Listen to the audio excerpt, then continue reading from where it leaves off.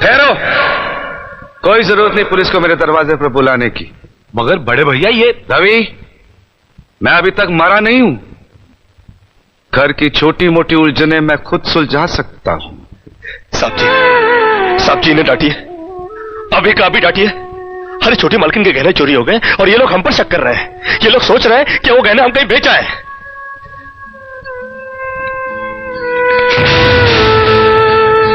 बाकी के रुपए कहां हैं कृष्णा?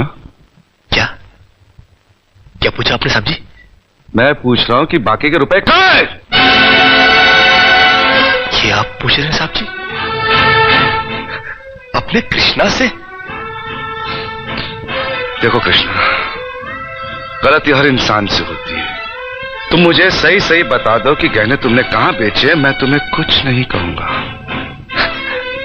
अब कहने के लिए बाकी ही क्या है साहब जी? एक छोटा सा सवाल पूछ के आपने बहुत कुछ कह दिया है साहब जी। कृष्णा, बात को आगे मत बढ़ाओ।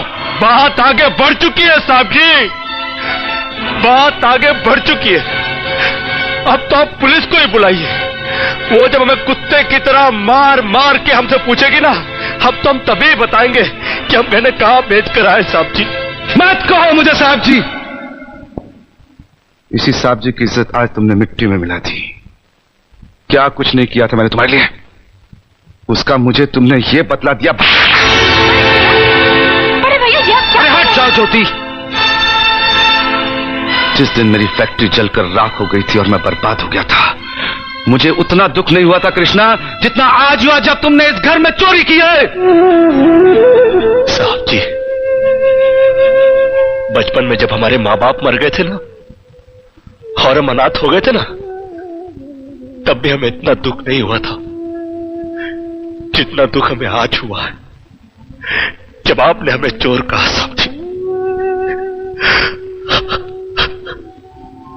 आपने हमें चोर कैसे कहा साहब जी?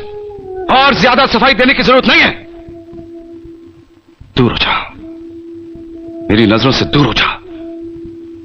निकल जा इस घर से। अरे इस घर से ही क्या, इस गांव को ही छोड़कर चले जाएंगे। अरे मुझ अनाथ का क्या है, काट लेंगे अपनी जिंदगी कहीं भी। इतने साल इस घर में बेफिक्री से ये समझकर काट लिए कि साहब जी का हाथ है हमारे सर पर।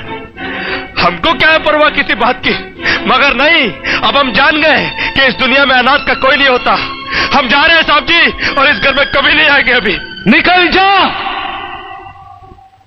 दोबारा इस घर की दहलीज में कदम भी रखा तो मेरा मरा हुआ मुंह देखेगा तू। अरे नहीं नहीं नहीं, मुझ नौकर के लिए अपने दिल को दुख देने की कोई जरूरत नहीं। मैं कदम भी नहीं रखूंगा यहाँ पर।